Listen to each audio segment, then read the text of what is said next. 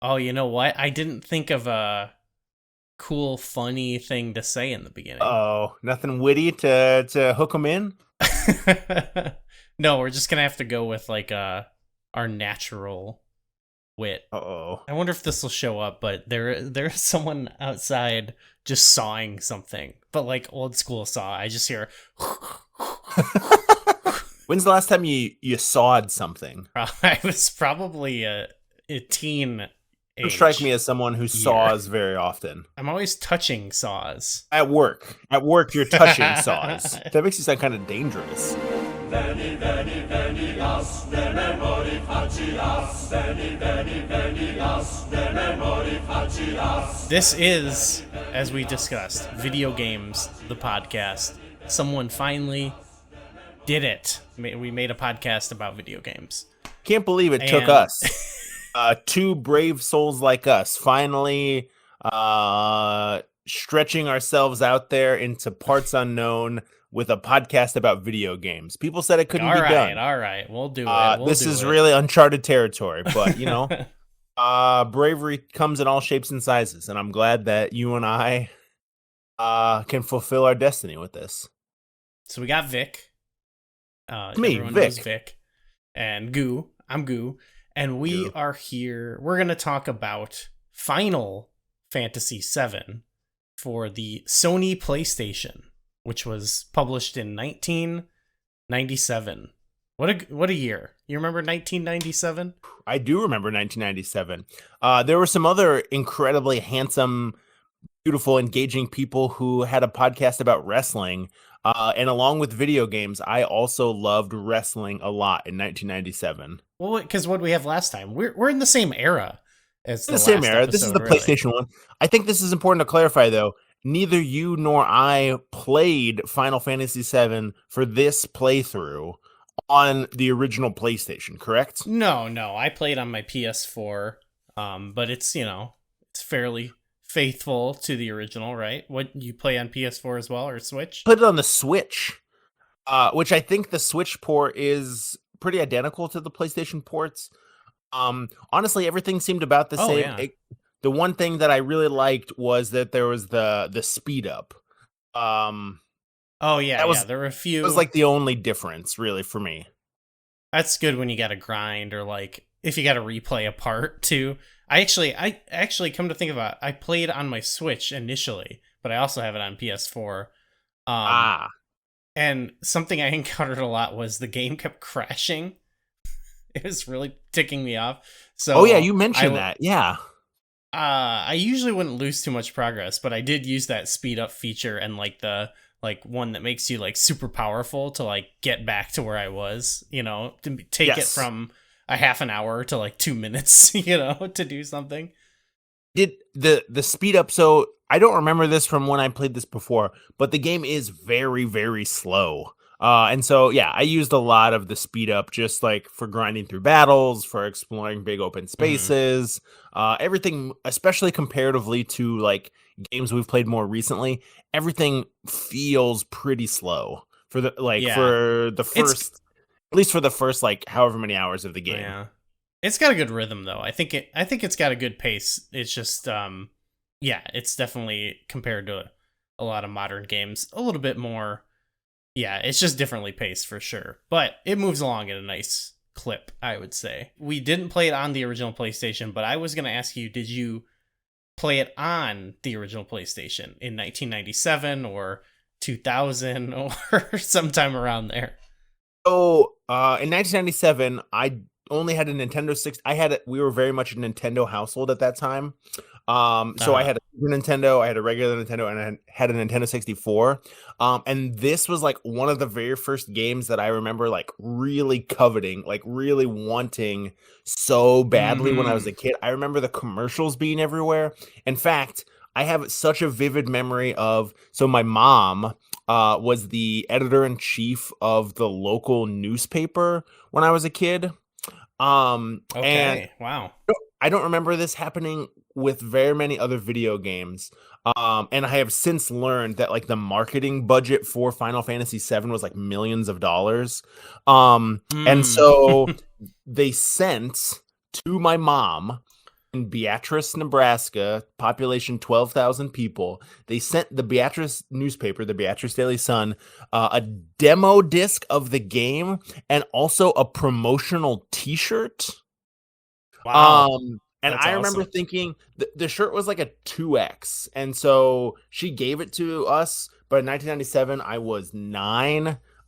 Still, to this day I can't rock a 2X very well, but especially at age 9, I could not. Oh, But big shirt. I remember so vividly the back of the shirt is a white shirt and it has just like the character like an illustration of Cloud, and then it has like some stats at the bottom in a little square box, and it had his blood type, and I was like, oh man, it has his blood type. Oh, Wow. yeah, yeah. I have That since looked, and that shirt sells for like $200. Like if you can find Ooh. any version of that shirt, like I have no idea what happened to ours. It had to have gotten donated to the Salvation Army or something. And I wish so badly that I had it now, if for no other reason than I could make $200 off of it. Wow. But I have seen. I've recently gotten into bootleg video game merchandise. There's a whole scene of people making like cool bootleg T-shirts and stuff.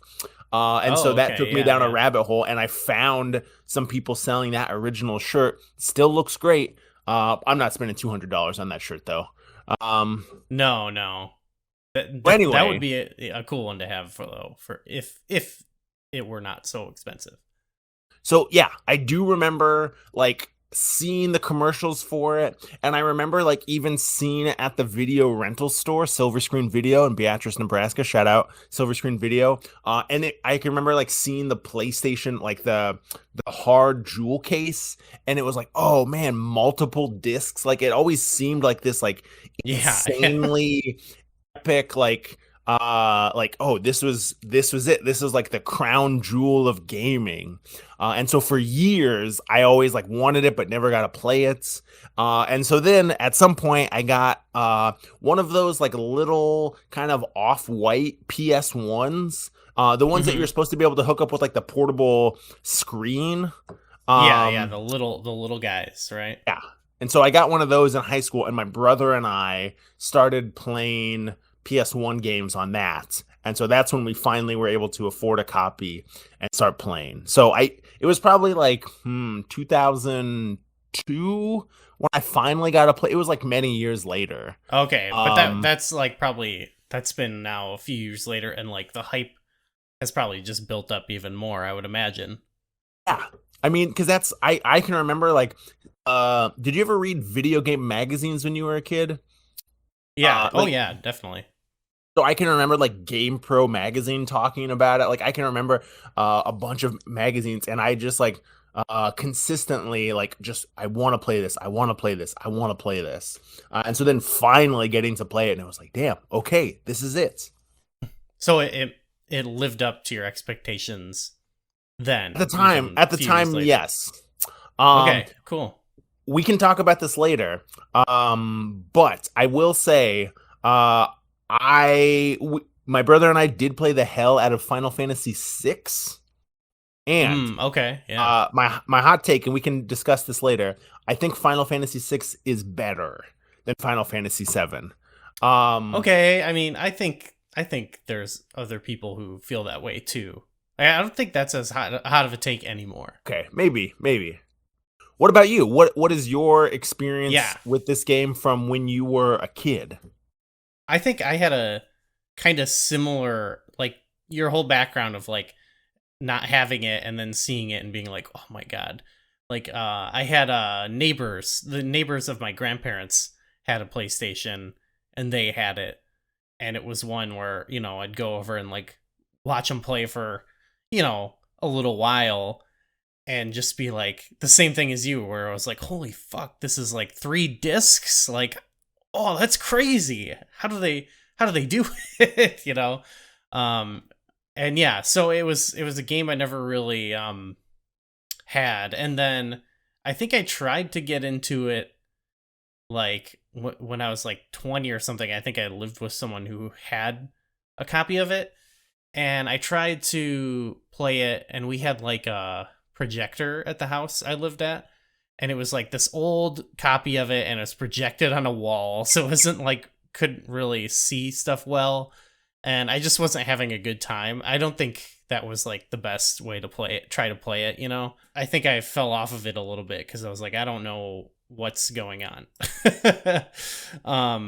So then, yeah, it wasn't until like I actually ended up playing the remake in full when it came out, because I was always, like I said, I've always been so intrigued by it, I always wanted to play it and never got the chance. And then that remake came out and I was like, oh, I should play this. And then it wasn't until this recently playing it for this where I finally actually played it. I just, you know, kind of what's been good about the doing this little thing we're doing is that I'm like forcing myself to play games that I would just keep going, oh, I ought to play that. I ought to play that. Because you know? you were, correct me if I'm wrong, so on top of that, on top of just like not having access and just like not having a PlayStation, you were also not a JRPG person at all growing up, right?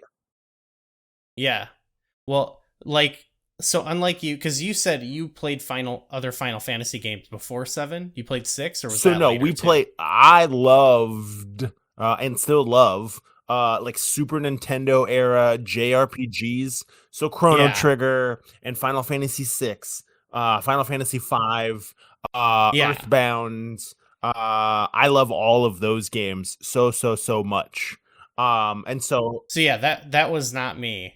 I went from Nintendo to Nintendo 64, and I missed the Super Nintendo, and I didn't really play JRPGs at all. I played like Pokemon, like I played Sure, like a okay, baby and that's version of a JRPG, but never. I mean, Pokemon is a JRPG, yeah, What's that? but it's not really in the same Yeah, it's just I feel like conversation. you don't have all the equipment Yes, and there's not. I mean, there is leveling, right. but you're right. It's very introductory, for sure. Yeah, so yeah, never a big JRPG person too. I think times I've tried, I was just never like in the right mindset. Like there's certain genres of games where, or like anything actually, I've had it with music and movies and stuff too, where um like I don't see anything in it, or at least I appreciate it, but I don't get enjoyment out of it. And then like I've had it before where like something just clicks and I'm like, oh, I'm like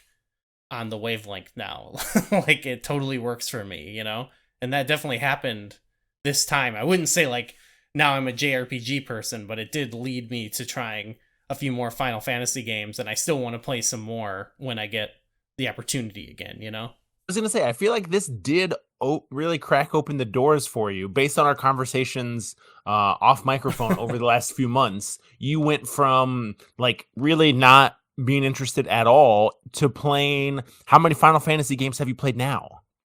I played 9 because I heard that was really good, Right. and then I saw someone say somewhere that 12 was like the Star Wars prequels, and I was like, well, I want to play that. So I went to that, and then yeah, I feel like everyone I know, especially who's like a little bit older than me, who all appreciate the Super Nintendo, have been like, oh, you got to play 6. Like that's what I mean, is like I feel like I've had a lot of people say that's the one you got to play.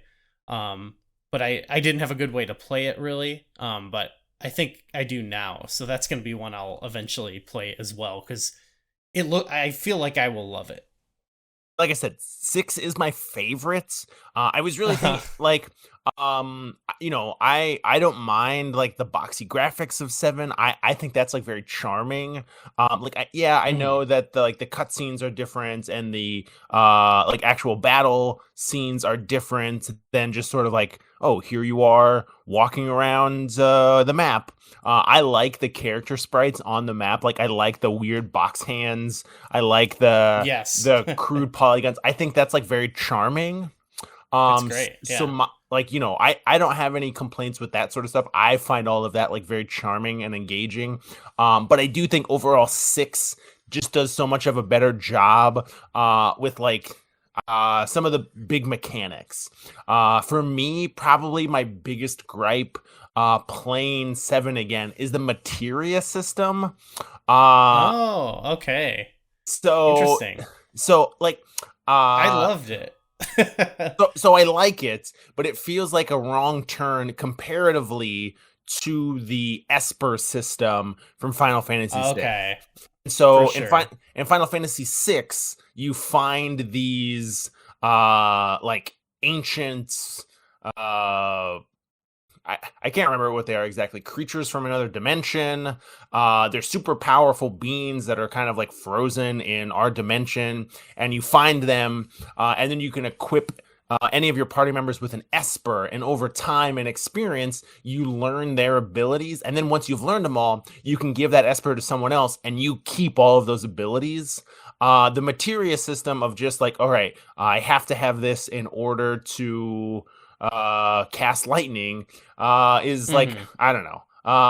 It really took me out. Like, I spent a lot of time like unequipping and then re-equipping materia every time your party breaks apart. Every time, like, oh hey, I can only use Tifa and Cloud right now. Like, oh okay, that means I gotta blah blah blah. I gotta unequip everyone's materia, re-equip materia, and there was just a lot of that, which was like Yeah, especially redundant for me. That was maybe honestly my biggest gripe with it. I get Aside that. from the Yeah. speed, yeah, it's I was not a fan of the materia system.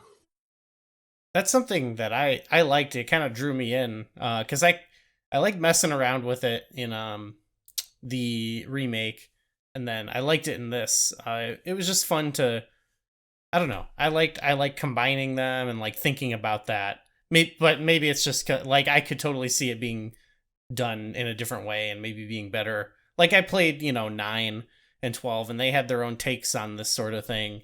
And so Yes. it's kind of interesting to compare and contrast, but I think overall just just that type of mechanic was like cool and interesting to me. But yeah, I don't have a more advanced palette on it like you do. I'm not gonna say I'm like the world's expert on JRPGs or anything. That's maybe like a personal Be preference. sure. That's Um, fine. Yeah. do you think Well, that's the thing that's one example of though of something that I guess kind of uh, kept me out of like being a JRPG person is like even in this playthrough of this like sometimes those extra mechanics of like your inventory management and stuff and like yes. setting your characters up and all that stuff, like I don't sometimes I don't fully understand how it works until it's like 15 hours into the game, and then I feel like, oh, I like fucked myself over. I wish I paid more attention. I kind of want to start over, but I don't want to play all that again. Yes. And maybe I'm too worried about it. I don't know. I would say that most of these games, I always think of these games as like very like, and I don't mean this derogatorily, but like very nerdy games. Like the systems involved, and some of like the mechanics can get really really involved and in depth. Hmm. Especially like I'm thinking about like Final Fantasy X's leveling system, and we're like, hey, there's branching paths, or you and I have been playing Elden Ring over the last couple of days, couple of weeks, and like, oh, the leveling system Hmm. for that and like some of the more nuanced unexplained mechanics of that, like those are all incredibly dense games, which I personally Yeah. like. But I could see, especially if you were like a younger kid, how that could be like very off-putting just because sometimes that stuff isn't explained. And you really have to like do your due diligence to like kind of learn that stuff or figure it out or spend a lot of time on game FAQs or whatever Yeah. to try and like figure out some of these like incredibly nuanced mechanics. Yeah, it was something that but I overcame it cuz I like something just clicked. That was a big one where I was like, okay, like don't fight it, and if something goes wrong, like there's a way out, like I mean, unless it's like a really bad game, like usually you have options and you can do other things, you know what I mean? So, with a lot of these games, like that anxiety a little bit has gone away. Well, I don't know if it'll continue, but yeah, it does have me wanting to play more and like yeah, I've totally kind of clicked with the genre where I don't think it'll be one that I'm like always itching to play, but definitely want to check out more.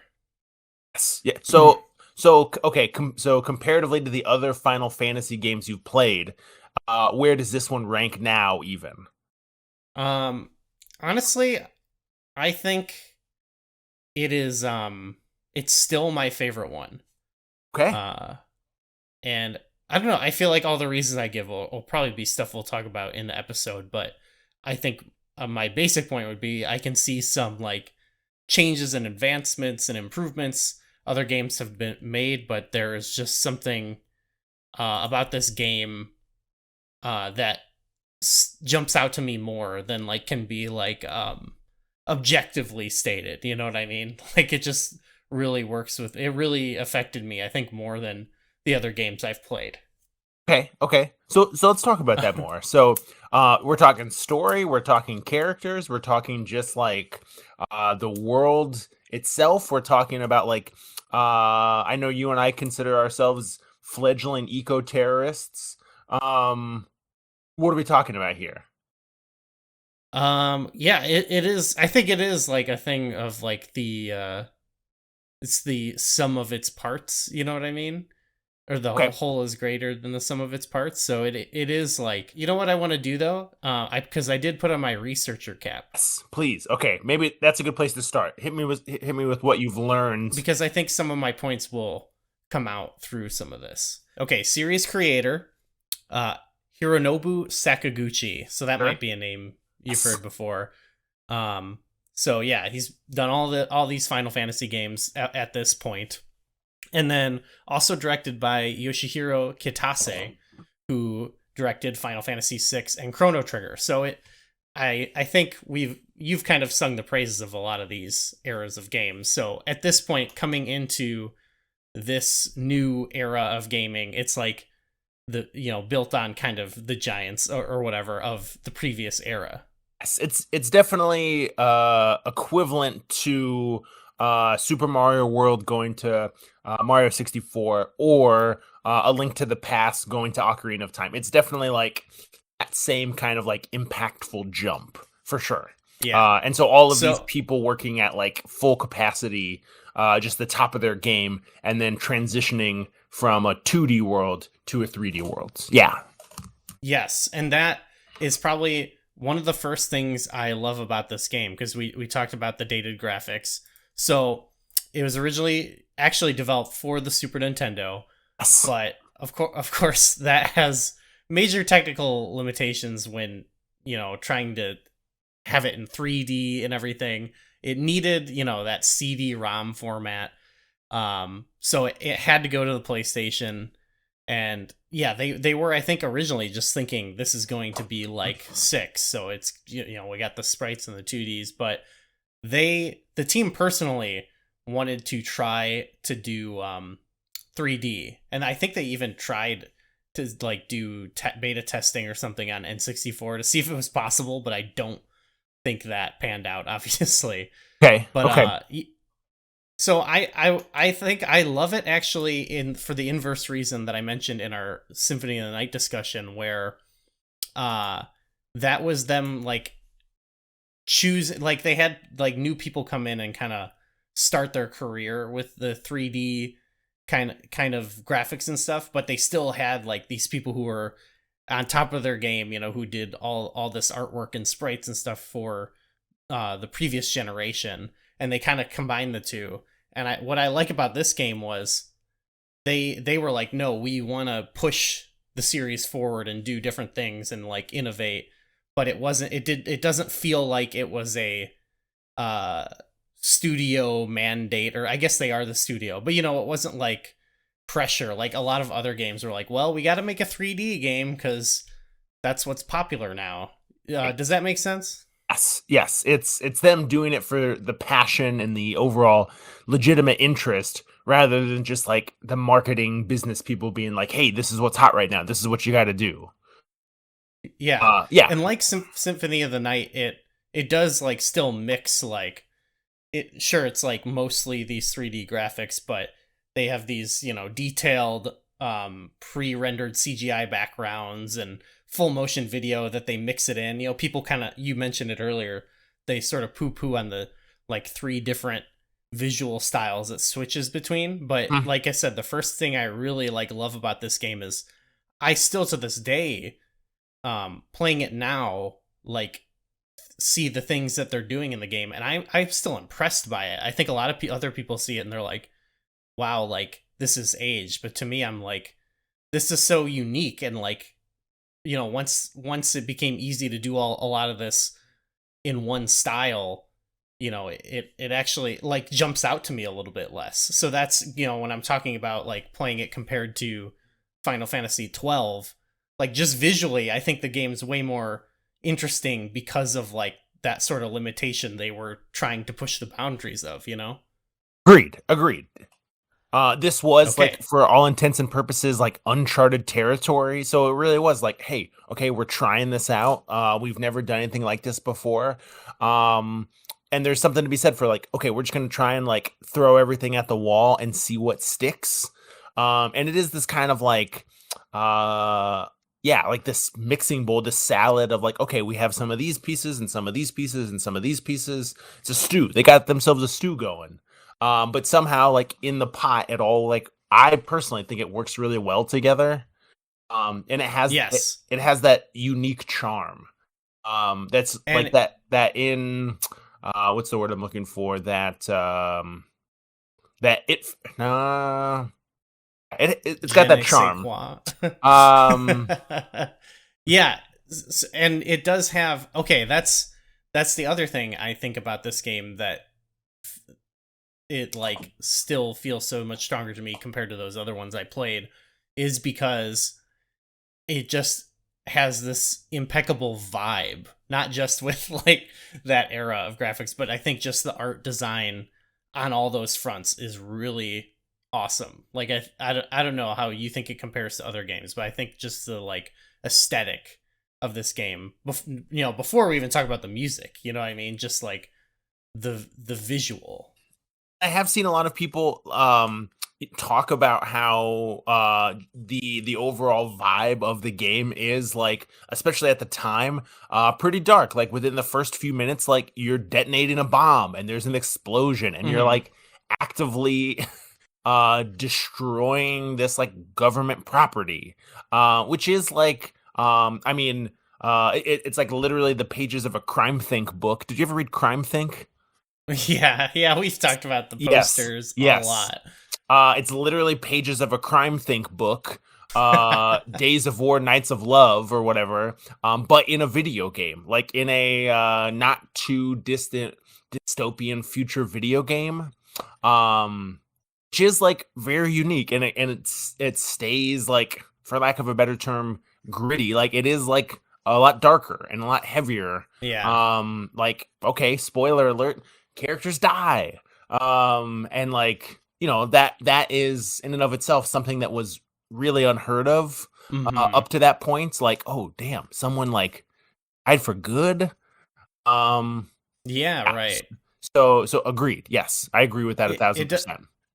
it does a good job like roping together not just the disparate elements in like their visual styles, but like these different things like classic Final Fantasy stuff, just general fantasy, like this more cyberpunk aesthetic. I don't know. It really has like all these different tones that I think it, manages really well. So there is, um, again, not a Final Fantasy certified historian, but most of the previous games up to that point are set in a fantasy setting. There's dragons yeah, and there's knights. And this is like, oh, one of the this is the first one where they put that on its head, really, and it's in the future. It is futuristic. It's got that like cyberpunk feel to it that the previous games didn't have. yeah.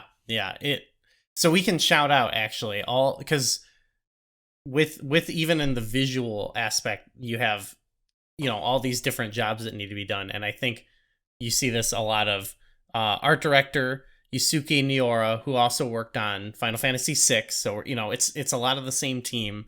But then one thing that always drew me in on as a kid was the logo just on the cover, done by Yoshitaka Amano, Yeah. who also has, and that's another way. It's like kind of in the style of a lot of other Final Fantasy games, but it's so like it's very evocative. I remember just like seeing that before anything as a kid and being like, what is this fucking game?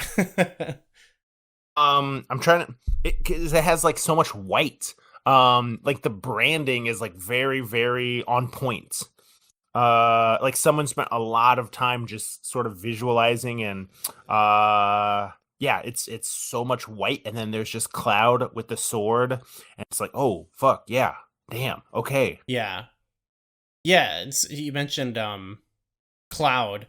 So the character designer, very very famous at this point, Tetsuya Nomura.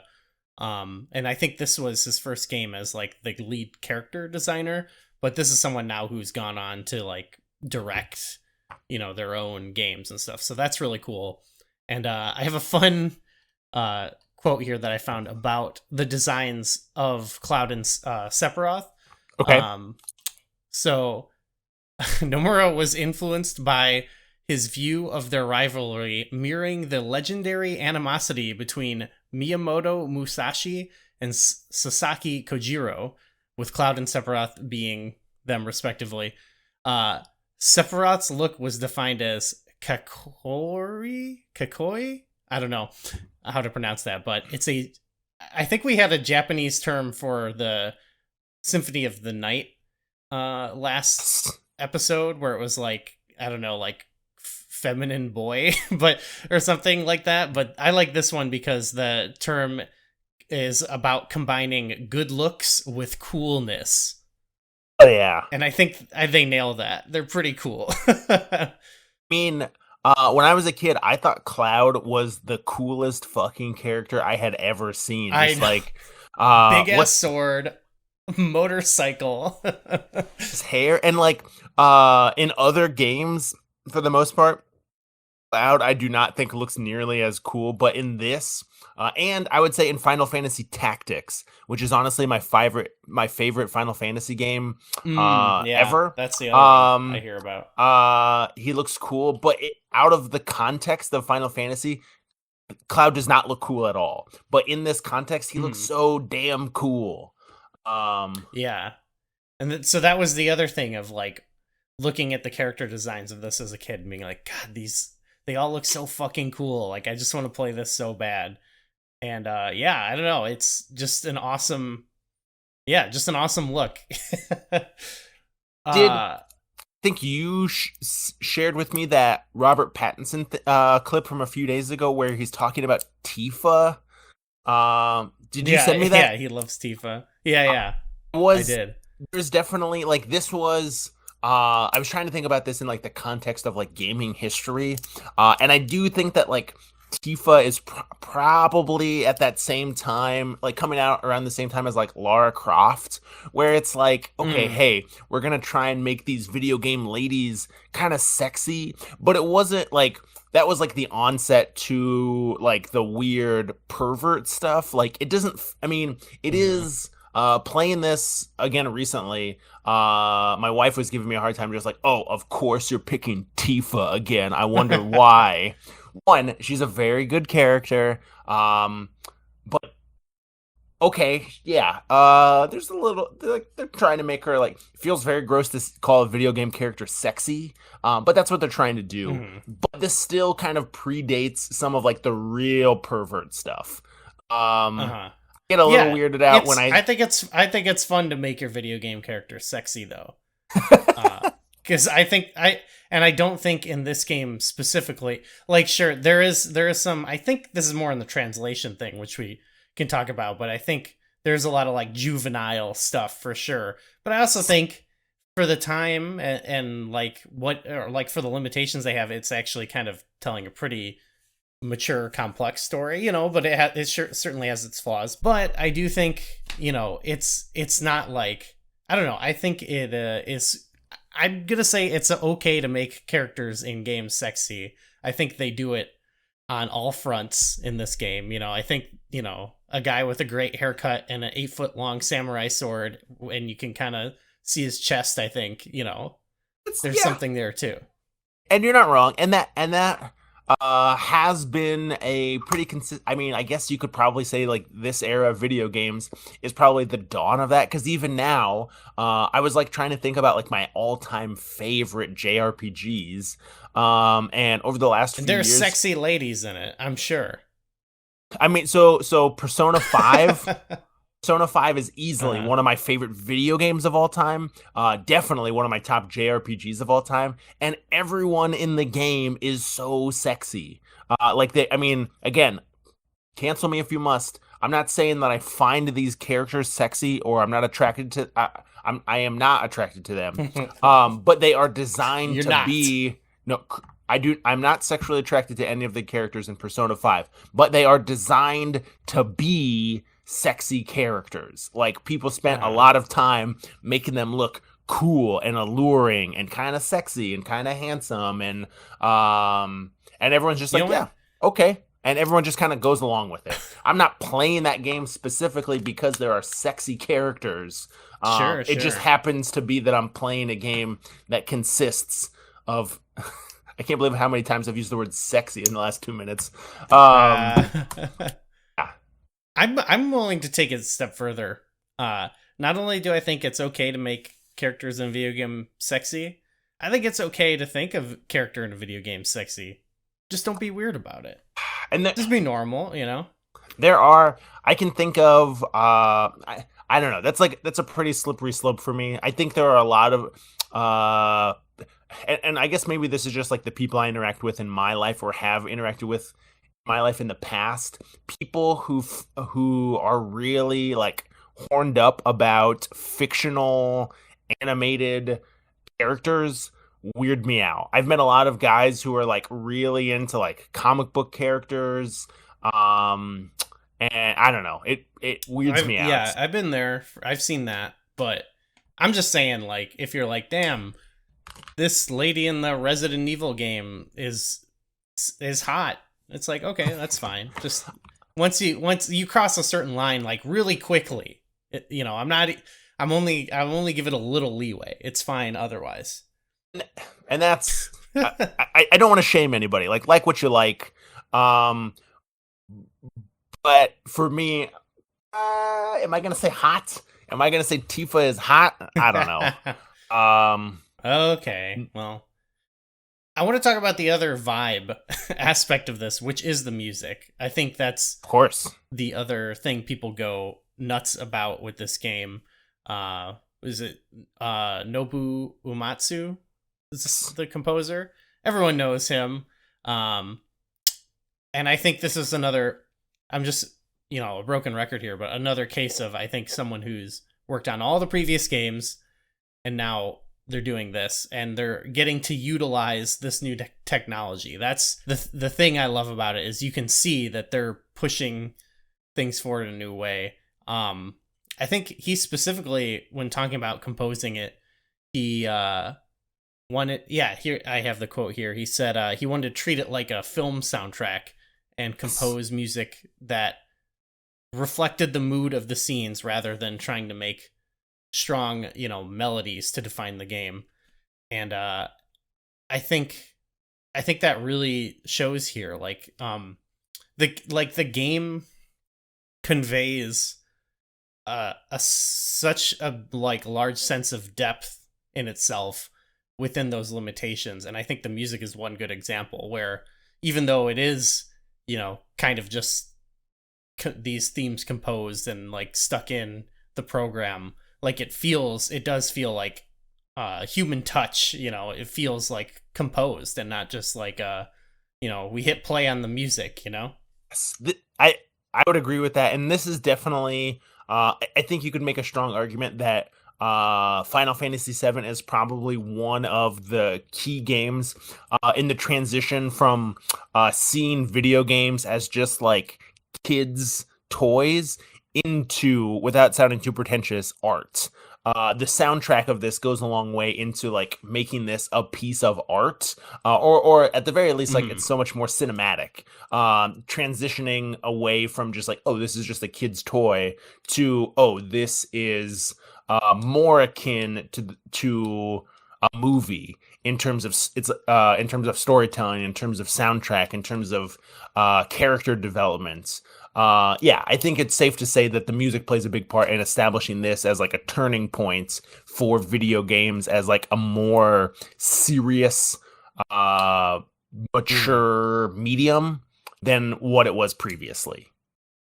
Yeah. And I think that's one of the things that sticks out to me compared to some other games is it does feel, it does feel like a work of art or whatever. It's a stupid thing to say, but it only feels that way because it is a video game and because it is like using all these elements. It doesn't feel like a lot of people are just like will say like oh, this game, it's a work of art because it has like cutscenes that resemble a movie. You know what I mean? Where Yes. this it feels like that to me, but because it is a video game, and I think that's including all these elements that we've talked about that kind of like people think don't hold up, like this certain way of portraying the characters visually, or even I guess we'll talk about some of the gameplay elements too. But I think this whole look and feel and the way the game plays is kind of crucial to that to me, not just the story removed from it. Yeah, I would agree with that. I would agree Yeah. with that.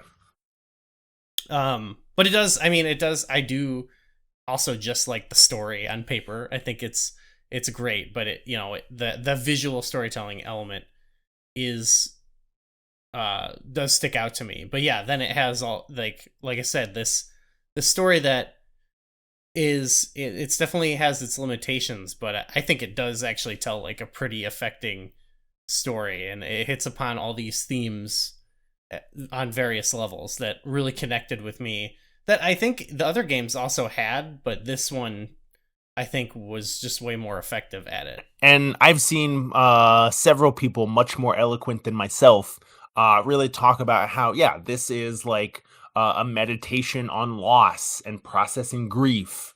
Yeah, And it yeah, was for Sakaguchi, I believe, even too. So I think his mother had passed away. yes, um yes. Yeah, I have this quote from him actually. It says, "It was not enough to make life the theme. You need to depict living and dying. In any of it, you need to portray death." And that really sticks out to me. That I don't know, it has this, what is it? The art director said, in terms of Aerith's death in the game, they said they wanted it to be not dramatic feeling, but a feeling of great emptiness. So it feels, it like hit me like in a way like a really personal movie would, and not like, you know, um Batman or something. You know what I Right, mean? right. Like It's or, not or Avenger. I mean, it's more yeah, right. it's more a ghost story than it is Avengers Endgame. It's more like, oh yeah, this is a personal telling of loss.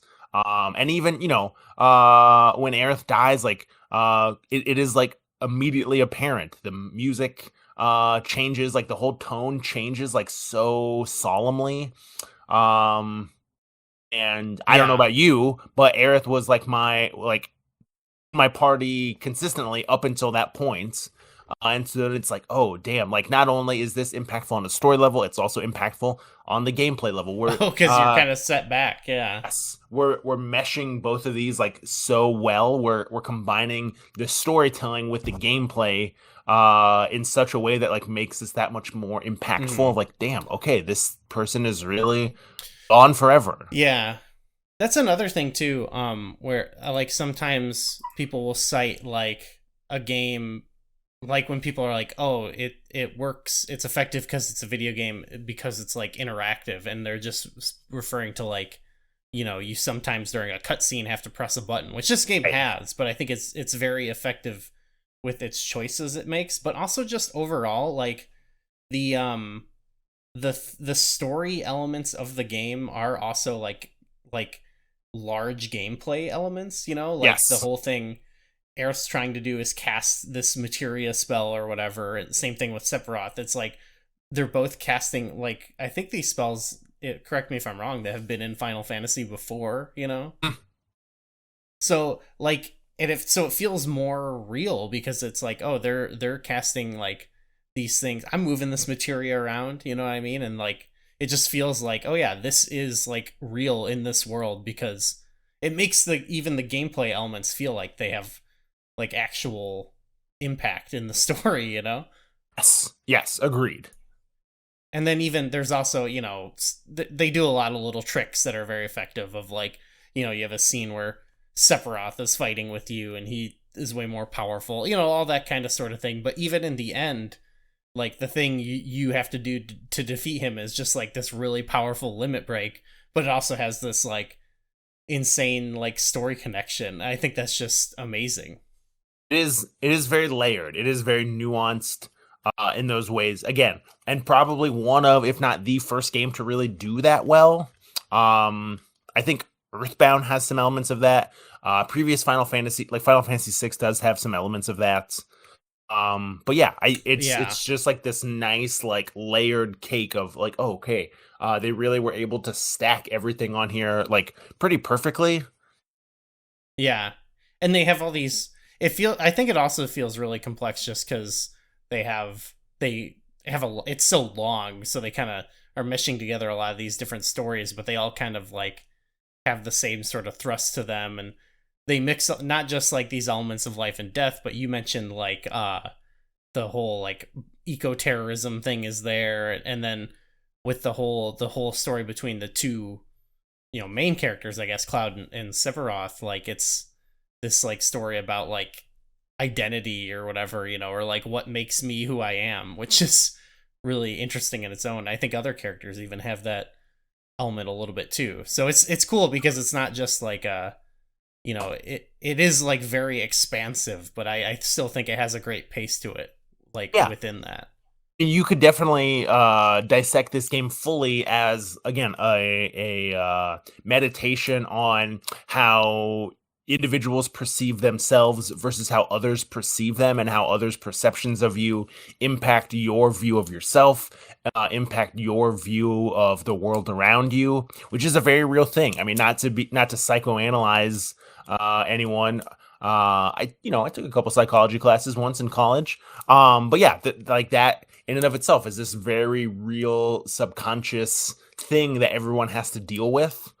Mm-hmm. And then if you couple that with like, hey, the very real situation of, you know what, there are corporations and government entities that do not give a shit about the earth. And it's very possible that there are, global organizations that are just sapping the earth's resources for profits, to ensure that, the earth implodes upon itself in the next 100 years. That's also very real. So when you start thinking about those like more heavy, introspective and meta level like themes throughout this game, like, yeah, it does push itself up there to like, oh, this is, again, it sounds so pretentious to call it this, but like, damn, this is art. This is like in so many ways as good as any good movie. Mm-hmm. Yeah, for sure. I think that truly is. I almost think like I hinted earlier, but I almost think that conversation is almost like so silly now, like to get really worked up about either way. But I think it's more interesting to talk about like how video games are art and not like whether they are or not, or like how they are uniquely their own kind of art, you know? Yes, yeah, I would agree with that.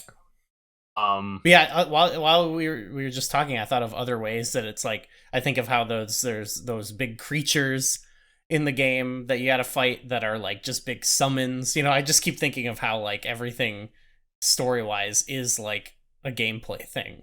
So it does, even though like it's not like, you know, a lot of games it's like, now here's the cutscene with all like the stuff that you're not involved in, and like they just do it for you. Even though that's like you don't really have a choice in a lot of these things, it feels like you're a part of it, you know? Yes, agreed. Yeah. It's not necessarily a, oh, what's that game?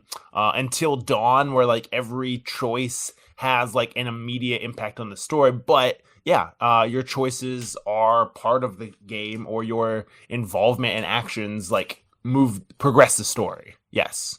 Mm-hmm. Which, yeah, we're not gonna go into the whole story. It's a whole thing. I think people have done like really deep analysis on it out there that you can probably find. But I mean, do you like the story? I take it. Absolutely. Again, it does. The more I'm thinking about it, and even with like the futuristic elements, there is a tiny bit of that in Final Fantasy VI. But they definitely like took a lot of the things that worked really well as far as characters and story from Final Fantasy VI and just improved upon that. Just kind of like tweaked things and added things. So the story is really good. Yes, agreed. Yeah, really good, really touching. But let's talk about the gamer stuff, because we mostly talked about Okay. visuals and stuff, but just it is a game. Because there's certain elements to this. Like, for example, one way I think the game doesn't feel that slow to me is it probably seems kind of dated or quaint now, but I really liked the way the battles worked in this. Maybe this is me just coming from an outsider, but and I know it's been in other games, but I like that sort of like timed mechanic to So the battles. I do like that, and a lot of games do utilize that I forget what it's called. Yeah, but the action bar fills before you can make an attack. I think that's one of those things that you either like or dislike. I know plenty of people who have no interest in turn-based role-playing games like this. And so, I think for a lot of people, this was like, to your point, their first exposure with gameplay like this. So it has been improved upon, it has been enhanced throughout the last 25 years or whatever of video games. Yeah, I like the turn-based games, or I like turn-based gameplay. And I also really like the limit break system. Yeah, that's kind of a thing they try in different forms, like the materia. It's like they kind of mix the idea in different forms, right, throughout the games. Yes, in fact, for me, I think the limit breaks is probably like the one real thing that like separates characters in battle. My one of my critiques is that in a lot of instances, your party members are kind of interchangeable. It's really like, okay, what materia do they have? Okay, maybe, somebody has a gun and somebody has a sword. Right? Like, I see. Yeah. Barrett has a gun, so he can shoot up in the air, whereas someone else, Red 13 can't attack in the air, maybe. And so the limit breaks are like, hey, cool, okay, this is like just enough. This is the sprinkle on the donut that like kind of keeps it going forward. So I do think that sometimes the characters in battle can feel a little bland. I don't know if you felt that way. I thought if you're not changing the material around, really the only thing that separates a lot of them is their limit breaks. And so that's probably like a critique. It didn't feel like that for me, but maybe it's because I was like, I don't know, their stats are different though, right? So that might affect who you would want to use for what, but I guess you can alter those too. That's true. And so maybe it's hard for me to like compare this game to a game like Persona 5, where every character is so uniquely different. In Persona 5, for example, each character has spells and things that only they can do. Right. So I totally get what you're saying, where it feels like the materia are dictating it. Yes. And so especially like in the early game, like, hey, you get some elemental attack materia, and that's like kind of what you need to do well and to win battles easily. And so you're kind of just like making sure that at least a couple people on your team at all times can cast bolt, can cast fire. And it sort of like takes away a little bit of the personality. As opposed to like that. Persona 5, where, hey, okay, only On can use fire attacks, and only I'm forgetting all the other characters' names right now. But yeah, I could use a little bit more of a uniqueness. For some reason, I totally understand that, but for me, it was more like I felt compelled to like use the materia to make the people how I was almost like role playing in that sense, like Aerith, naturally she's got like the healing limit break and stuff, so it's like she would be your healer. And I was like, Sure, oh, like Barrett's like a big dude with a gun. I'm gonna like make him the tank, or sure, and sure, then sure. like I had Cloud as kind of like on attack, but he had some versatility. So I was kind of like role playing the characters with the materia. But I totally understand your criticism as well. Who is your favorite party member, or what is your favorite Well, party combination? I mean, I was pretty basic. I didn't get actually any of the bonus like optional characters, so I didn't use Okay, them. And then like I was pretty much Cloud, Barrett, and Tifa, or no, and Aerith at first, and sure. then Tifa later, and then I kind of wish I played around more because that's something I felt more. And I feel like they balance it better actually in like the other games I played, but like they kind of make you use the other characters more, and I felt compelled to like be leveling everyone up, and kind of like changing them out and stuff. Whereas in this, I was like, anytime I had to play as someone else, I was like, all right, like I'll figure it out, and I take a little time and set them up, but I didn't feel like throughout the game like what I got to keep them involved. Sure, sure. And that's fair. Everybody has their favorites. I appreciate some JRPGs get like way, way, way too deep of a roster of party members. And so I feel like all Mhm. things considered, it's pretty manageable. I always had Cloud. I always had Tifa. Sid is usually one of my go-tos. Aerith also until, Aerith goes away. Um It is fine. For some reason, I did not remember this, but I really did not like Kate Sith this playthrough. Not a fan of No. Kate Sith. It's kind of an annoying character. I guess that's the point. But Yeah. it was just weird. I was like, what's going on with you? You're like a spy or something?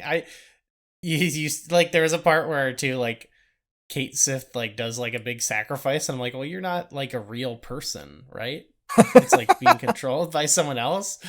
I don't know. It was weird. Something like that. I can't remember. Yeah, no, it's really silly, I think. Yeah, not a fan. But okay, that's cool. I like having Sid in the roster. That's pretty unique, I feel like. Because then who else Uh, is there? There's like Red 13. Eh. yes. Red Red 13's 13 is cool fine. design. Cool Did you story. did you get Yuffie? Do you get No, so Vincent? that's one of the Yuffie and Vincent are the optional ones, which I did not get. Okay, Uh okay. yeah, I just missed it, or I wasn't like I'm not like looking it up either, so I'm just like trying to play the game. That's And so it just didn't come happen for me. do like Yuffie. At this point, actually one of the things I really like, again, looking at this with like nostalgia glasses is like, oh, the secrets of like, hey, the game doesn't really spell some of these things out for you. Yeah, I think that's great. And a lot of these like Square Enix games at this time have these like kind of very deep secrets, or like you got to do certain things at very certain times. And I don't know, there's just something about that to me that seems so cool, especially thinking about it like in 1997 when when the internet wasn't so prevalent. And there was in my mind, I remember with games, and especially this game because I couldn't play it, so I would always just hear secondhand stuff and like, oh, blah blah blah. If you do this and this and this, you'll get this, and if you do this will happen. And that stuff always just seems so cool to me. And I love the idea of like someone figuring this out on their own for the very first time. I don't know, that Hmm. some of that stuff always just seems like so insurmountable. Like, damn, how did someone figure this out for the first time without someone telling them, without like looking at a guide, without like calling the Nintendo tip line or something? Like, I just think that's neat. Yeah, And so yeah, I finding the prefer hidden that. bosses, finding like the hidden weapons, finding the hidden materia. That does get kind of convoluted and could add like 5 to 10 hours of gameplay time. I think Uh-huh. I don't know, I think that's neat. Again, I know that's like very dorky, and not a lot of people are now just like give it to me. I just want to do this, and be done. But I kind of like the idea of like, oh, this is really like a secret for those who work for it. Yeah, I think people often now think like they're kind of should give you the whole game that they paid for. You know what I mean? Like, and obscuring anything is like uh a moral crime or something. Where instead it's like, no, it makes the game better when you're not just given everything, right? You know, and just yeah. Again, we mentioned this, and not to make this an Elden Ring episode, but like one of the things I really love about Elden Ring is like, all right, there's not really anything spelled out for you, like in a way that's just like there's nothing where you pause the menu and it says go fight this person, go to this place. Like you really, it's all so cryptic, and I kind of like that. I'm just like, I'm just gonna figure it out as I go, or I'm not. And that, I don't know. I think that is neat. In Final Fantasy Tactics, you can unlock Cloud as a party member, and the way of doing that. There's also Aerith is also in there too, and technically, Final Fantasy Tactics takes place in the distant past from Final Fantasy VII. And to see Aerith in the game and to play as Cloud takes a lot of backtracking and a lot of like doing certain things at certain times. And then you just get Cloud and he's at level 1 and the rest of your party's at like level 40. And it's such a pain in the ass. Like, it does not really make any sense. But on my most recent playthrough of Final Fantasy Tactics, I finally got him, and I was like, hell yeah, I did it. I finally got this thing. I don't know. Awesome. It feels rewarding. Other people could, I don't know, spend that time going to medical school or something. But I'm gonna choose to unlock Cloud and Final Fantasy Tactics. Damn it! I want to see some Juris Doctor do that. Well, okay, because Cloud and the rest of the gang, they've now popped up in a ton of different games. And there's fighting games and Kingdom Hearts and all this stuff. And it's because the game was a massive success. Like, I guess we don't even have to really explain that. But obviously, it's a huge moment for not just the series, but video games. But yeah, it's had all these spin-offs. I don't know, like, have you ever gotten into the world of Final Fantasy VII specifically beyond like unlocking the characters in some game? I don't think so, because there are a bunch of like PS2 and PS3 generation Final Fantasy like Crisis Core and stuff like that, right? Or yeah, there's like a prequel game or something that explains what's the guy Cloud thinks he is, like his story. There's like a handheld game for that. I think there's like a Vincent FPS or something, or third person game. I don't even remember. So I have not played any of those. I have not delved into have you? I have not, but I have actually, and I saw this before I ever played the game, but I saw the movie Final Fantasy, what's it called? The Final Fantasy VII Advent Children. Is that based on Final Fantasy VII, the game? It is literally a direct sequel. It like picks up like not long after the game, and it has all the characters. Oh, I remember when that movie came out. Not Advent. Yeah, Advent Children, and then the movie you're thinking of is The Spirits Within. Ah, okay. Yeah, that was like the theatrical release. Advent Children is like I think they probably only ever released it, limited, and then like straight to video. But it's a sequel movie. I don't know if it's considered a canon or whatever you call it, but yeah, it like picks up and it's got Cloud and Tifa, and they bring back Sephiroth, and big battle in the end. And I at this point I already knew the story for Final Fantasy VII, so it wasn't a big jump, but I think I watched it with Andy a few years ago, and even at the time, like, it's kind of silly. It's definitely like, oh yeah, this is like a straight to video fan thing, but it has great visuals for sure, and it was like it was kind of a fun movie, if not a little dumb, But I wonder how I should go watch it again now. It like as you have all this context, game. Yeah, but it's kind of a goofy little fun thing. But yeah, I think anyone who likes Final Fantasy VII enough would probably really like it. I remember those movies getting like really shit on when they came out, and I was just like, you know what, I don't need to see these.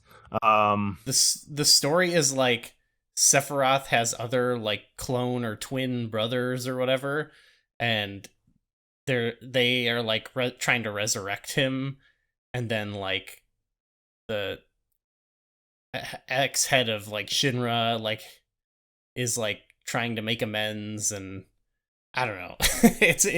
it's really goofy. There's like motorcycle action scenes, which is kind of badass, but yeah, it has a big dragon fight, and then Sephiroth comes back, and you get a full motion video battle between the two, it's really like 45 minutes of like battle at the end. So, but it's not a long movie, so it's mostly just fighting. So that's pretty cool. Okay. Yeah, maybe that'll have to go on the list. And then of course I played the remake. So did you play that? I did. So this actually made me feel kind of weird, and I don't know that this is a popular opinion or not. So I did play like 5 hours of the remake, and I didn't really like the combat at all. Okay. I like maybe see, I don't know. It's action. It's just like I felt like I'm just like mashing the button again. Like I'm just like, oh shit, I'm hitting square. I don't know. It was fine. I need to get back into it. I got distracted with other games. I got it for Christmas. I got it as a gift. Do you like the remake? I did really like it. But yeah, I liked that. That was the thing that I like drew me to it. I really liked the combat, and I was like, God, I hope like there are more games they make like this. Like it was action for sure, but I just really clicked with the rhythm of it, and then like doing the thing of like charging the time meter, and switching. Yep. You had to like switch between characters. There was like strategy to it, which I liked. So I felt like compared to other games that I think it's borrowing from, that I'm sure are good on their own merits. It's just one I haven't really clicked with, but I do feel like when I play a lot of other games like that, I'm kind of mindlessly mashing, and I know there's like more deep mechanics and more difficulty you can engage with, but there's something about it that doesn't draw me in to want to learn that, but in this I felt like really engaged with the materia and switching between the characters and just like the strategy and the flow of the battle. Well, I'm gonna have to give it another try. It's my understanding, and I haven't played this, but I'm pretty sure Final Fantasy 15 also uses like a similar battle style. And I think Final Fantasy 15 is like a big open world game. So that might have to be next on your list as far as Final Fantasy games. I'm gonna have to get back into it. I didn't hate it. It just like it didn't quite click with me the first like couple hours that I played. So I'm gonna have to get back into it. Just other games like started taking up my time. And yeah, I'm not gonna say I hated it, but I just need to give it some more time. At the time, I really liked some of the stuff they added. I think there was like stuff people criticized of it being like fluffing the game, but I personally felt like they added interesting stuff to the world. But then finally playing the original, I did appreciate it for, I think it's actually, even though it's so huge and expansive, like a nice little package, and some of the things are condensed, and I think it's better off for it, But yeah, I don't know. I still really like the story and the stuff they added. And then they kind of subvert, some of the story from the game. Like it's a little meta, meta commentary almost. So it's different enough. That. Yeah. It sort of like justifies its existence, but also like doesn't. I don't know how to describe it, but it's weird. It's definitely really weird. But I'm gonna keep playing it like the other ones that come out because I got into it. I was that's the other thing. I don't know if there've been any updates. I think the whole world is kind of wondering like, what does this look like? How many of these are they gonna make? How long is it gonna take for like the entirety of Final Fantasy VII to be remade. Yeah, But yeah, it is interesting because it does like that's one thing that it's in contrast to the other game about it. I feel like um the pace, like it feels like a really well paced game, you know, whereas mm, this it didn't feel like it felt massive, but at the same time it felt like you know, the first section of the game is like sort of on rails, but like it's quick, and then yes. like the world keeps expanding. Whereas this felt like it's more of a interactive like story, like chapter by chapter. You know, it doesn't feel like this world yet. You know, I agree with that. Yeah. even though they try to like, oh, here's like a little hub town and like side quests. You know that the side quests are definitely unnecessary in that. I was like, nope, not doing these. That's maybe where I kind of got like derailed of just like, okay, there's a couple of these. I don't know that I really need to spend all I my time skipped them doing this. all. Yeah. Yeah. Um yeah, it feels like unnecessary whereas like I feel like the mini games in the original are like a fun diversion. Um you know, comparatively, I guess. I don't think it needed more quests. I do like the, yeah, all of the, I'm blanking on what this is called right now. The casino stuff from the original is very fun. All those games. Um, Yeah. I guess there's like a lot of mini games throughout the game too that are like they're like forced mini games, you know, where like and I kind of that's another thing I love about the game is that it like like grinds to a halt to like be like now you got to like get this dolphin to jump or whatever, yep, you know, and I'm yep. You like got to snowboard now. what's You gotta, yes. And I, snowboarding? Yeah, I think that they like cuz I played 12 and I don't think there's any mini games like that or like some of them aren't fun but like I think that's another like thing where like probably a lot of people complained about that and so they're like let's lessen that. I don't know, maybe that's not true. that's a good question. I have not played nine. Nine is on my list to play next. 10 Hmm. does have Blitzball, which is Oh, its own true, people do thing. like that. And there's some other mini games in 10 from what I remember. It's been a long time since I played 10. So yeah, they sprinkled them in. I do think that Final Fantasy VII, the original one, is really trying to like cram absolutely as much content in as possible, for better or for worse. But I'm Hmm. not mad at it. Again, back to Elden Ring. You and I were talking about some people that spent like 100+ hours on their first playthrough of Elden Ring. I'm not gonna say I'm cheap, but I do love a game that I can really get my money's worth out of. So yeah, give me some extra hours, give me some stuff. As long as it's at least somewhat engaging, I'm here for it. Um, Yeah, what's engaging about it is that it's all so like different and like clearly like the mechanics of the game weren't designed for this so it's a little like shitty I guess, but that like yes, makes it stick out and memorable to me compared to like I don't know like Assassin's Creed whatever recent game is chock full of content but it's like literally just like coming out of a content machine, you know, copy paste right, like right. It's just different the same paint action over colors. and over. Yes, yes. Whereas yeah, I do love in this, or it's like okay, now we're you know doing exercise or something. You know, it's like okay. Cool. This is different enough. Wasn't expecting this, but here we are. Okay. So yeah, that's why I don't know. That's why it sticks out to me. Like I think a lot of the elements of this game that people think are dated, like to me, they're like you said, they're both charming, but also like they're still groundbreaking to me.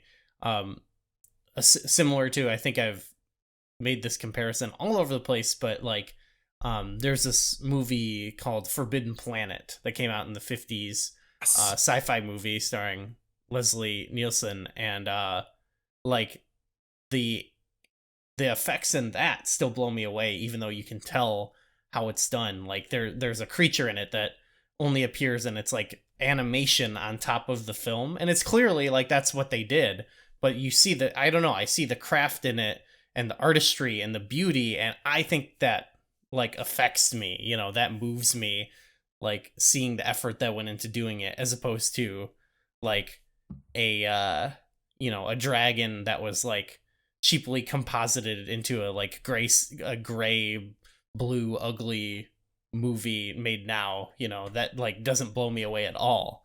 Yes. Yeah, like just being like, how did they do this? And I get that playing this game where I'm like, how did they do this certain thing? Like I can clearly see like this is a little polygon or whatever they moved it around, but like just it seems so impressive to me. So I can't remember if we talked about this last episode or not, but on that note, something I think about pretty regularly. So whenever you see like a retrospective that's like talking about like, oh, the people involved with the game and their passion for, whatever movies and storytelling, one of the things they always omit is like, oh, the skill it took to learn how to program video games. Like no one ever talks about like, oh, this person had to learn how to develop code and how to like render 3D models. And like that's not just something that any old person can do, I don't think. But I feel like in any like sort of like looking back historically on, hey, here's Shigeru Miyamoto or here's whoever famous video game designer, they never talk about like how long it actually took them to like learn how to do any of this stuff. That just always seems like for whatever reason that part is omitted. Maybe because it's boring and it just sort of like understood like, yeah, to program a video game you got to know some coding languages, but that shit is hard. Like how to program it, make it look cool, play good. It's like it's harder, way harder than any of us could comprehend. Yes. I can't do it. There's definitely something to be said for like, okay, the inspiration for the story and the introspective interpersonal elements that inspired this person, but also you have to make a video game that like tells this group of shapes to move at this time and this group of shapes to move at this time. I don't know. Maybe I'm very dumb, but that like the technical aspect of making a video game, it seems very hard. And so, yeah, to your original point, like, hey, they're literally making this from scratch. There wasn't just like, I don't know if when you were a kid, you ever saw like RPG Maker. There's like this Windows. Where you could just take a bunch of assets from Link to the Past, from Final Fantasy VI, from Chrono Trigger, and you could just kind of like pop them in and make your own game. Nope. There wasn't anything like that for this. This is all just like brand new from the ground up. There was nothing, and then there was something. Many years ago, I worked at a like workforce development office. And a guy came in who was a lawyer previously, who had been let go from his law firm, and he was making like $150,000 a year, or something like insane amounts of money. And so I was, like showing him how to kind of get back in the swing of things. And he had no idea. I'm not kidding. He had no idea what a file on a computer was. I had to, because he was just like, I have my legal aids. They type everything up. They save all the documents and everything. So I had to literally explain to him, like, okay, you open up Word, you type something, and then you save as. And until you do that, it's not permanently existing anywhere. And he would always be like, well, where was it before? And I was like, it didn't exist. You're literally creating this file. And that like blew his mind that like, oh, you mean this didn't exist at all before? I was like, no, that's why you hit save as, and that creates the file. And I think about that with video games sometimes of like, damn, there was never any weird block-handed, pointy-haired Cloud until someone created it from the ground up.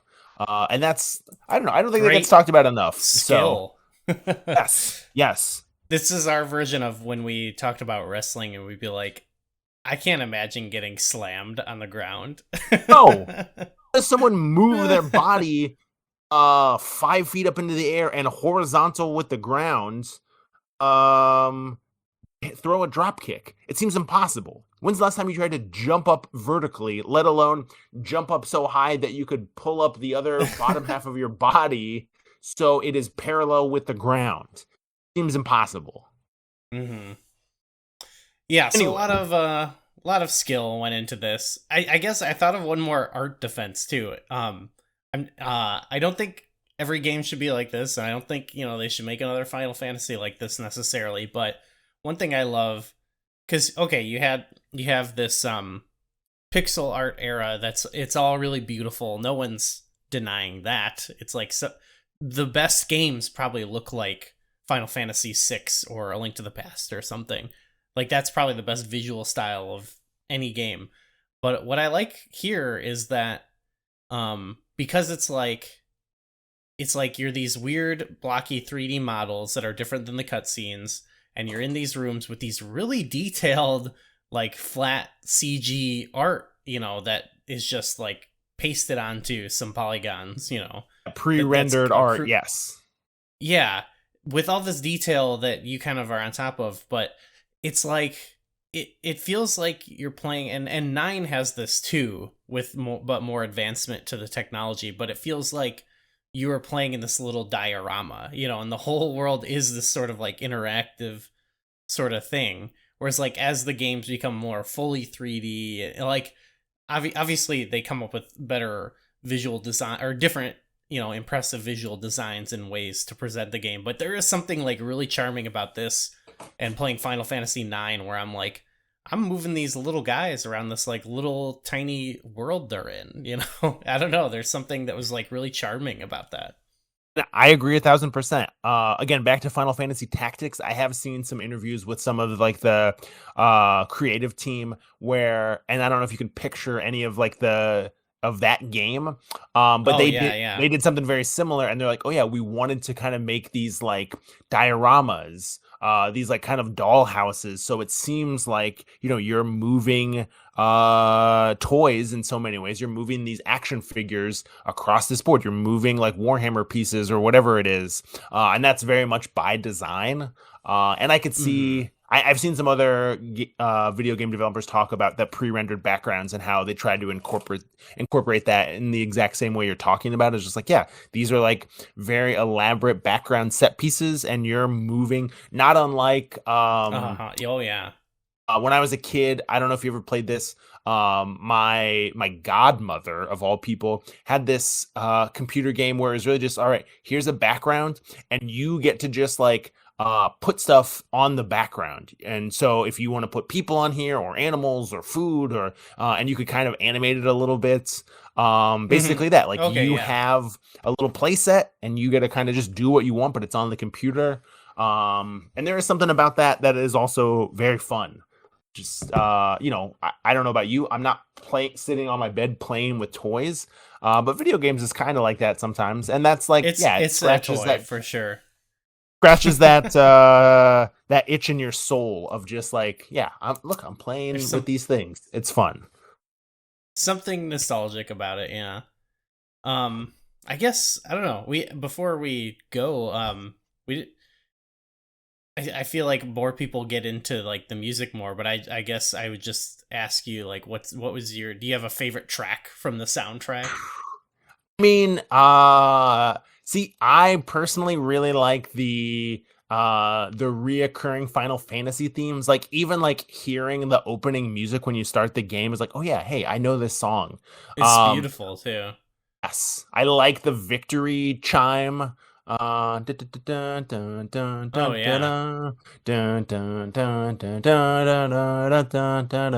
then this one is different though. It starts like shredding. It starts. Oh, that's right. It does. That's one of the craziest tracks for sure. What about you? Favorite track? Well, everyone loves like. Well, one element that's cool is similar to like Symphony of the Night, where they kind of mix different genres in a cool 90s video game way. There's like it's like very operatic, but then like heavy metal with the One Winged Angel. But my favorite songs are actually, I mean, these aren't big surprises here, but like you said, the theme, but also like Aerith's theme. Like there's just like such a Tifa's theme too. They both like capture a mood really well, And they do a good job. Final Fantasy VI does this too, of like, okay, here's someone's theme, and then there's motifs and variations on that theme to kind of. I think they always do a really good job of here's the somber version of this, and here's the more upbeat, and here's the action version. So you could take a whole music theory class on motifs in Final I'm sure Fantasy. there's a video that explains it really well too. That's not actually. us, but... This is very dorky. But at some point after you and I started playing this for the podcast, I started getting targeted Instagram ads for like a symphony performance of Final Fantasy VII Remake. And there was a touring orchestra that came to Chicago that was just like playing the hits from Final Fantasy VII Remake. And I was like, this was still like when COVID was pretty bad. It was like around Christmas time. I was like, well, I'm not doing shit. I'm not risking getting COVID just to hear like a 12-piece string section play Tifa's theme. But I was like, I would probably go to this at some point. I bet it's probably pretty cool. Yeah. The remake had awesome renditions of the songs too. But yeah, all the themes like convey the characters really incredibly, but then like the way they pop up in other songs and change, like it does feel like like composed and not programmed, it feels like a score for sure. There are like moments where the music hits certain moments where it like, even though it's like happening at its own pace, like I feel like it heightens the mood of scenes and stuff, like where it feels like it fits perfectly even when it's not always meant to be. Yes, agreed. There's definitely a lot of thoughts and purpose went into, a lot of deliberation went into the music. Absolutely. All right, well, is there anything else you wanted to talk about or say about the game? I we were kind of broad on a lot of things, but there's a lot of deep dives on all the various elements of the game. But is there anything you really wanted to say? It's a good game. That's, what else is there to say? It's a good game. Yeah, I mean, so far what we've done have both kind of lived up to the reputations of like the type of game we're going for, I think. What are you thinking about for next time? Well, so we kind of, I sort of suggested a rule of doing this that we're sort of breaking, where I wanted to do, like, sometimes stuff comes out, a game or a movie or something, and people are automatically decide this is in the canon of greatest of all time. And it's like, I get that, but I feel like, you don't put something in the Hall of Fame like the year after it came out, You gotta wait. Let its impact sit. And so we wanted to play something that was like older than 10 years when we do the episode. And I had actually pitched to you, like, let's do Dark Souls. It's just 10 years old as of recently, and I think, people have different opinions about it or whatever, but it is arguably in the canon of, like, all-time classic games now. Like, if not that, like, Bloodborne or, like, other games in the series of that style, But... then Elden Ring came out, and we were both like, let's play this. And, even though, we'll get into it when we eventually do the episode, but it's a new experience for me of this type of game. And it is a recent game, but it felt like this is really I'm loving it. So I feel like I'm willing to be hypocritical and say this will probably be in the canon 10 years from now. No, I don't disagree. So I guess between now and the next time we record an episode, we're just gonna have to see if either of us acquire some maidens, and we'll just kind of go from there. I'm feeling so maidenless right now. Got to touch grass, all that stuff. It's hard out there for a maidenless, tarnished. And yeah, it just happens to work out because we're both playing it, so it's not even real extra coinky work. dink. And maybe if I have the time, I'll play Dark Souls. I don't know. but I might not get to it because this game Played is massive. I played Bloodborne for about 20 minutes one time, and it was so ass beating. It was so unrelentingly punishing that I stopped and I never touched it again. So Elden Ring is already like streets ahead. But yeah, We'll get into it, but it's not this game that's done it. It's been before this, but I had a similar RPG guy click in my brain, but with liking getting my ass beat by games. So yeah, we'll get into that more about our personal opinions on getting our ass beat in the next episode. Final Fantasy VII opened you up to the world of JRPGs, and now here you are, a Soulsborne player. I'm ready. Yeah, right. I'm ready to take a licking. We did a Metroidvania. We did a JRPG. I mean, Soulsborne is the next broad, overly used but still underdefined category of video game. So I don't know. It sounds like that might You're be so next right. for us. Oh man, I think that's the trifecta of them. Really, I think after that it's a little less clear, or a little less like a little more clear, maybe. Those are the three. We'll have to do a roguelike at some point in there too. Oh yeah. That's so okay. Cool. We're getting all the buzzwords. Well, anyway, yeah, this was fun, and I'm pretty stoked to talk about Elden Ring with you. Yeah. Until next time, Goo.